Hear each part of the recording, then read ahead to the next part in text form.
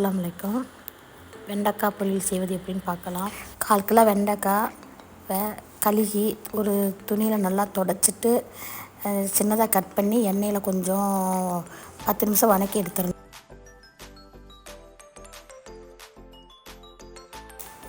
அப்புறம் ஒரு பேன் வச்சு ஒரு 4 டீஸ்பூன் எண்ணெய் ஊற்றிட்டு கடுகு உளுந்து பருப்பு போட்டு கருவேப்பிலை போட்டுட்டு சின்ன வெங்காயத்தை ஒரு 10 சின்னதாக நறுக்கி வதக்கிடணும்.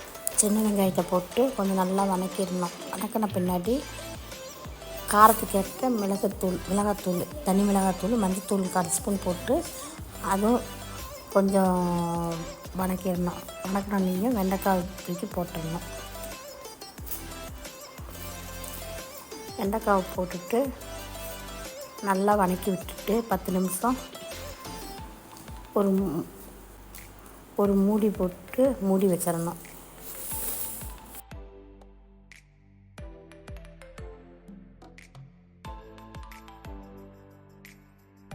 பத்து நிமிஷத்துக்கு பின்னாடி திறந்துட்டு தேவையான உப்பு போட்டுட்டு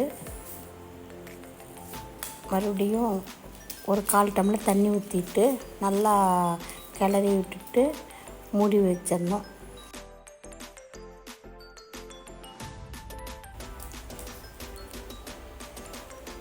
பத்து நிமிஷம் கொஞ்சம் திறந்து பார்த்தா சூப்பரான வெண்டைக்காய் பொரியல் ரெடி. இதில் கொஞ்சம் மல்லித்தழை போட்டு மூடி வச்சுருங்க.